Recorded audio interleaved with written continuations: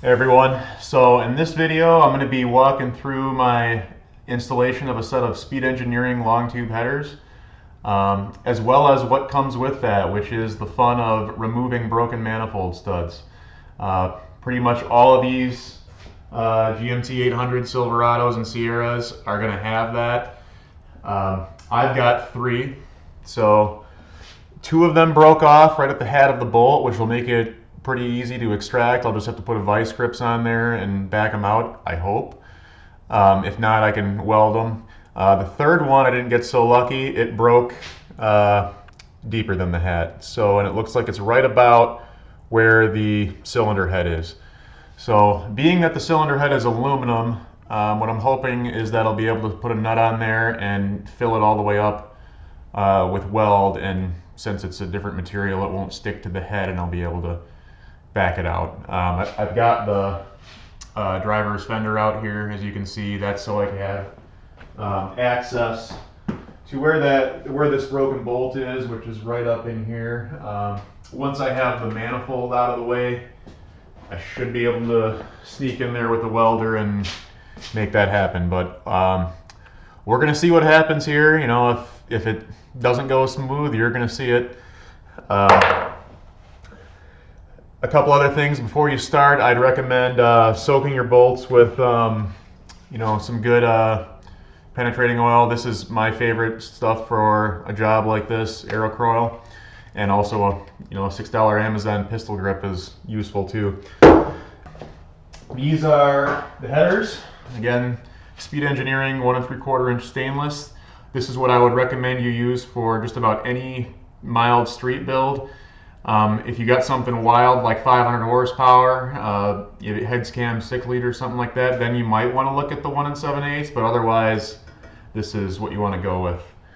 The first thing I'm going to do is get the Y pipe out of there. That's going to require the 3 bolts on each side on the flange, and where it connects to the catback, and as well as the oxygen sensors. And I'd also recommend you get yourself a good oxygen sensor wrench. They can save you a lot of headache. And when this is all going back together, I've also got a set of Flowmaster catalytic converters I'm going to try to squeeze in there. I'm not sure if I'm going to have enough room or not, but the truck's loud enough as it is, and I'm trying to keep it kind of, not wake up the neighbors too much kind of thing. So it's got a 3-inch Dynamax catback on there right now, and it sounds pretty good the way it is. I'm just hoping that I don't have an obnoxious exhaust tick after all this, and maybe it runs a little bit better. So I'm going to go ahead and get into it. Okay, so this is what it looks like on the driver's side of the truck. I will try to fish the impact in here and remove this without disturbing the camera too much. Obviously you want to give it a little razzle. Okay, there's 2 of the 3. I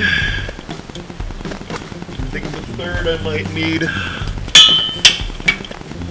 see if I can fit it in there without the universal joint. I doubt it.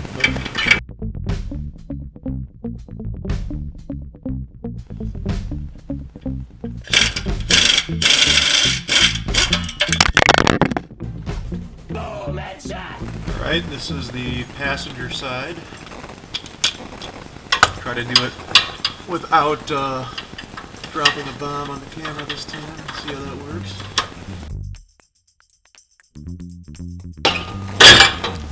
Alright, Y pipe is disconnected. Now I just got to disconnect the cat, which is right here. Okay, so this is the connection to the catback. The same size bolts.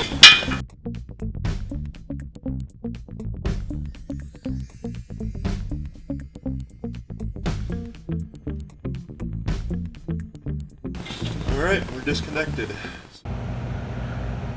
Alright, so quick little update on the Y pipe. This was a little bit more fun to get out than I expected. I had to lower the cross member, which you can't really see right now due to the lighting. Trying to get a better look up here. There's 2 bolts on either side, and then you also have to disconnect it from the transmission at the center. and lower it down. The tail shaft on the back of the transmission will rest on a cross member that's behind this one, so there's really no risk of anything falling down, but that's what was required to allow this Y pipe to slide out of here and come down on the ground like this. So, yep, lots of fun.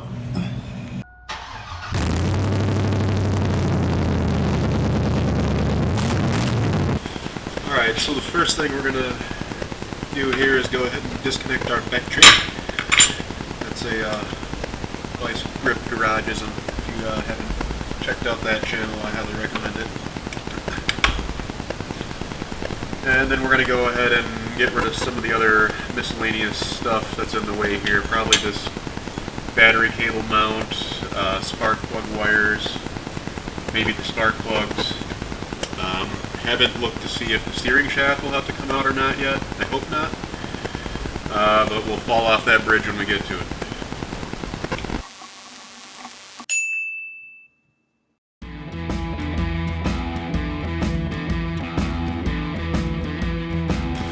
If spending hours of your day figuring out where your bolts went doesn't sound like a good time to you, I recommend getting some Ziploc bags and labeling things.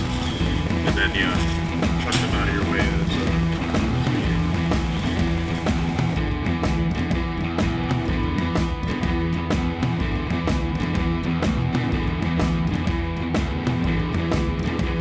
Alright, so that bracket comes out of there like so.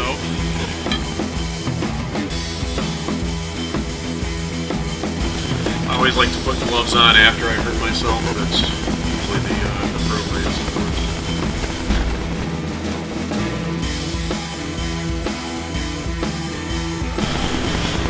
Now I'm going to try something I've never done before, which is take some spark plugs out before I break them.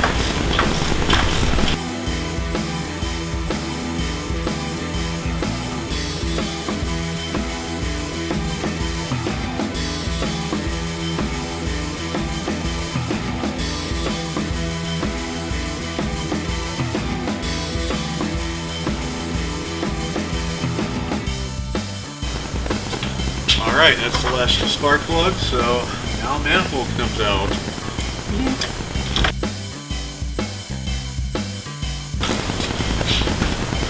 You always want to remember you have gear wrenches after you turning bolt 100 times manually. Alright, so here we got the driver side manifold. Might be kind of hard to see in this lighting here, but it looks like there's just a little bit of potential blow-by on this here, and on the gaskets as well. Looks like a little bit of bleed through there, maybe a little bit on this one too. And what I'm hoping is this was the source of my ticking noise that the truck was making. If not, that means the cam's bad, and well, I guess I have to 6-liter swap it or something.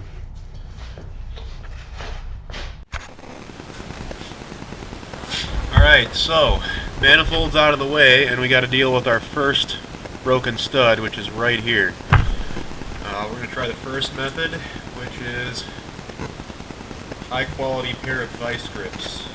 By high quality, probably carbon grips. We'll see what happens here.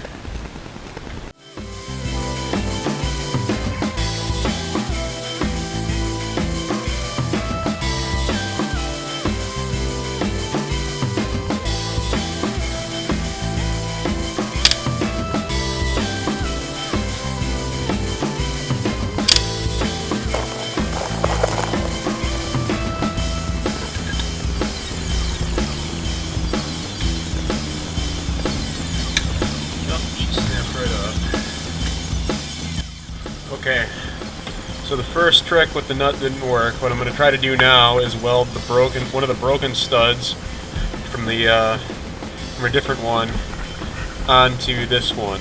I filed the metal down. Actually got a pretty good feeling about this. I got good access. Let's see what happens.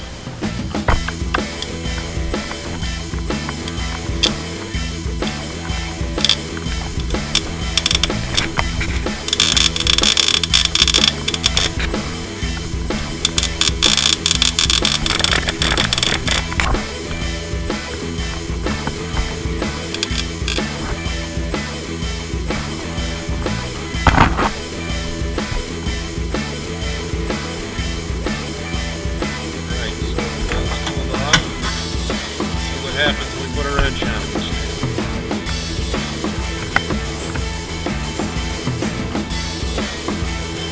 Winner. That is a pretty sloppy weld, but you know what? Got the job done.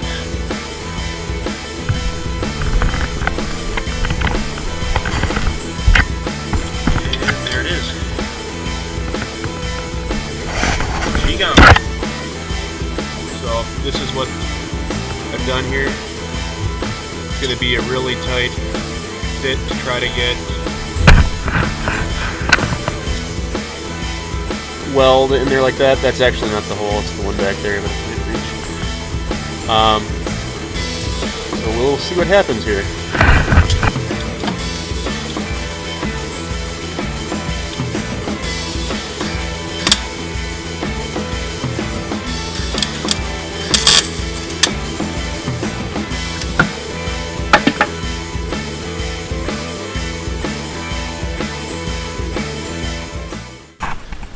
Alright, so last night I did a lot more fighting with this thing off the camera, and I didn't win.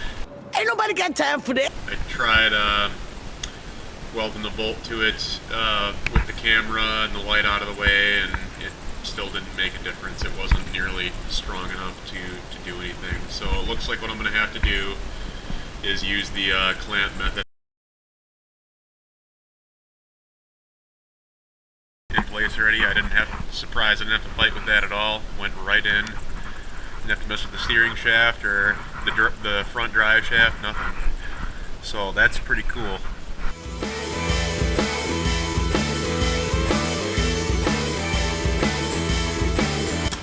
So this is the bracket that's going to mount back here and hold that rearmost piece of the flange to the cylinder head. So I'm going to see how difficult that is going to be to get in there now.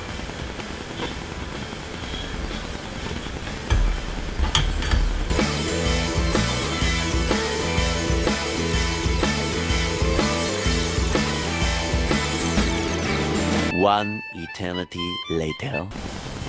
Alright, so it took me a good hour of screwing around trying to get those bolts at the back of the cylinder head for the bracket back there, but it's in, so now all I gotta do is torque it down and it'll be mint.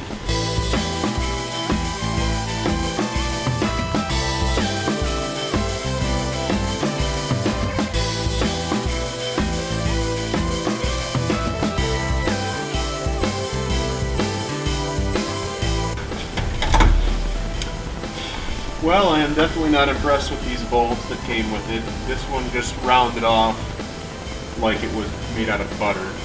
I'm probably going to go ahead and order a set of real header bolts because I don't know what I'm going to do with this now.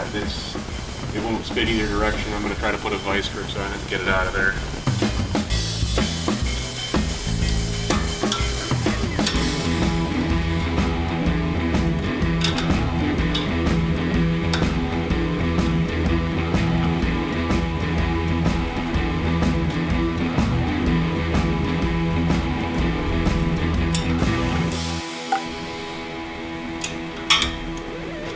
So I just got super lucky on that.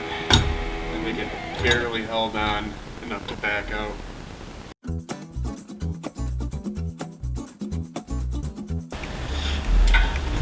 I think I might have just missed a whole bunch of footage there. I thought the camera was recording, and it wasn't. But basically all I did was get the plug wires and spark plugs out of the way.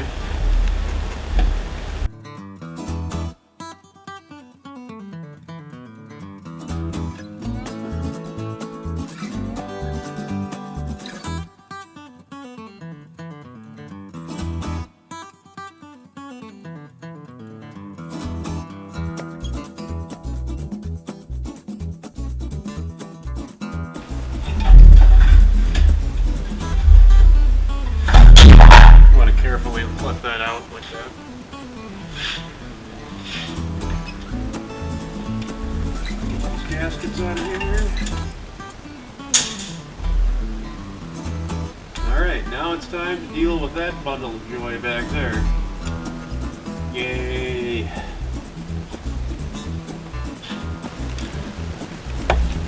Alright, so the first thing I'm going to try on this is vice grips, and I'm going to give it a little razzling with the hammer first, maybe persuade it a little bit since I actually have...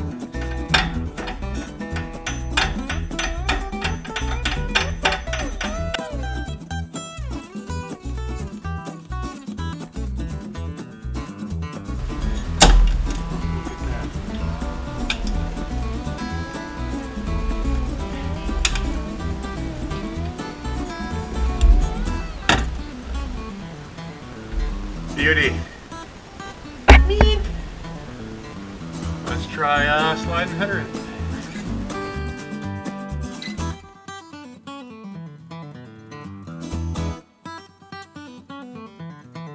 So this is probably one of the easiest header installs I've done. That was in and out in no time, even with the stuck bolt.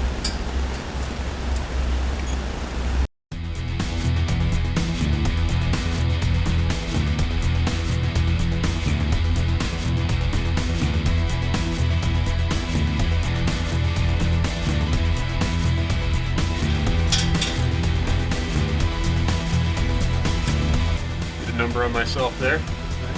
Just a flesh wound. Look, stop that, chicken!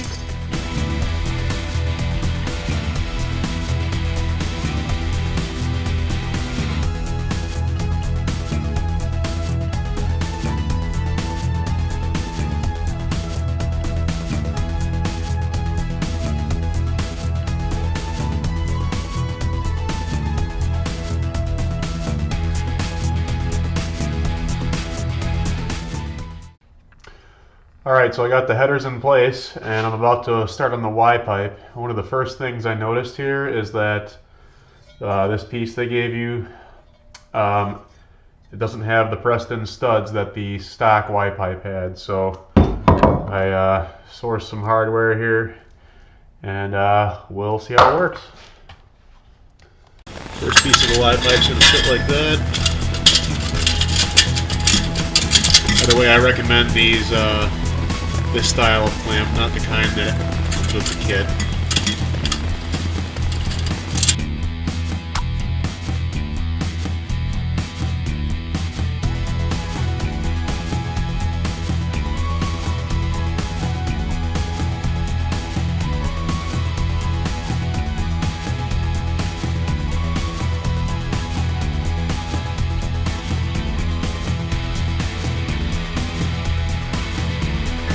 Don't be an idiot like me, wear safety glasses.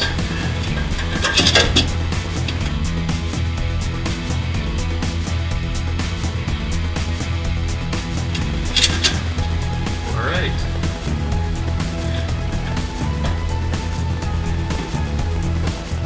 That's finally in place.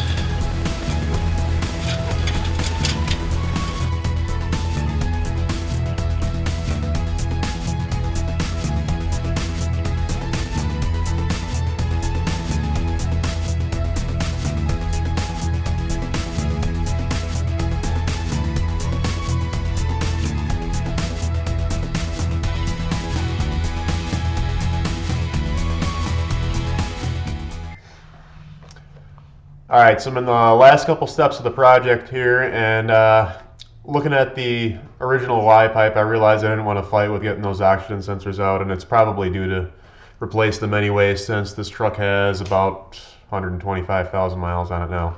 So for reference, you can get an AC Delco replacement, or you can get a Denso replacement for the same price, and it's the same part. This is the number 2344650. So got two of these, gonna put them in, and then we're ready to start it up. Which reminds me, my one regret about this project is that I forgot to start it up open headers. What was I thinking? I know, what an idiot. Anyway, we'll see what happens here. I think the exhaust is going to be too loud the way it is right now without cats, but maybe I'm wrong. We'll find out.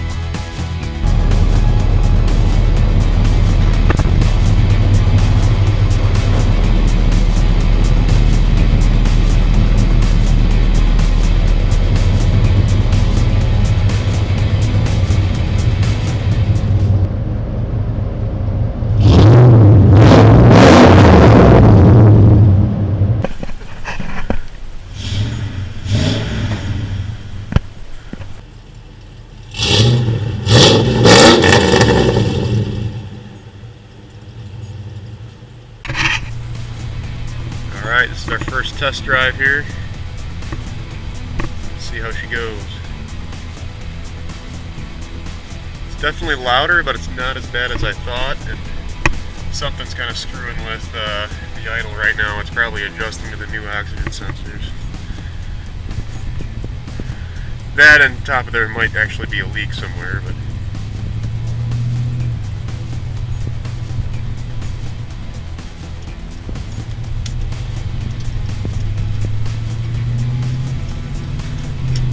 definitely louder, but it's not horrible. My ticking sound that was coming from the engine before that I thought could have been a lifter is gone, so that's great. That means the cam's fine.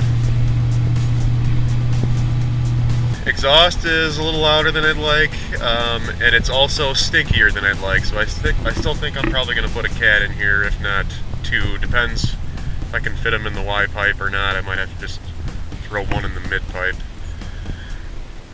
See what happens. Alright, in a few minutes I'll turn the camera back on and I'll give you guys some full throttle. I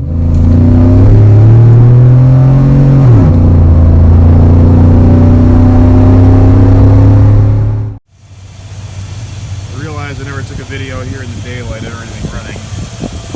This is probably a month after the install now, so you can see the headers are nice and color change there. And back here you can probably see the bracket, maybe. Shine a light on it. Well, that is what is holding the back of the header in place now, and it's working pretty well.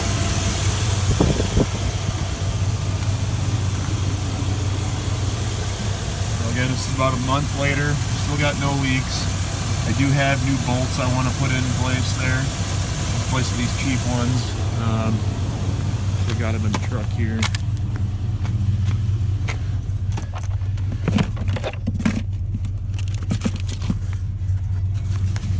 So here they are, ARP 434-1202. So I'm going to give these a shot, and that will be the last little bit of this project.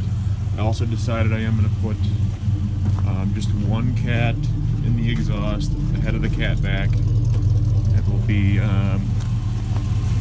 up here in this area somewhere.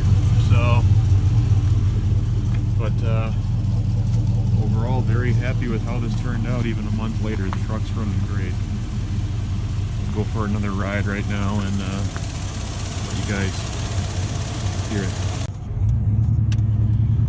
Alright guys, so it's been about a month since the clip in the last video that you were just watching. But just wanted to do a follow-up clip here and say that overall I'm really happy with how this this turned out. I've had no leaks, no problems, nothing really. The truck sounds great, runs great. One thing I would like to say is for the first, I don't know, it was probably 150 miles or so, maybe even a little bit more. But for that time, the computer needed to adjust apparently, because it was a total slug at first, especially down like in the low RPMs where the computer is in closed loop and using the oxygen sensors to adjust the fueling. You could actually feel where, you know, as you were rolling into the throttle gradually up to where, you know, near full throttle, where it would drop out of closed loop into open loop and just use the tables in the computer, all of a sudden it would take off and start to go because the closed loop feedback wasn't right originally. But over time, the computer learned. The thing runs great now. The throttle response is awesome. And long term, I plan on doing a tune here. I'm going to do a Transgo shift kit first. I want to get that in there before I mess with any of the settings in the computer. But you know, I guess what I'm trying to say is I recommend these headers to anybody. The truck absolutely runs better. I was kind of on the fence if they were going to make much of a difference at all, being that the stock manifolds are pretty good design as far as a flow goes, but these headers woke up the truck for sure. I'll kick it down for you guys so you can hear it again.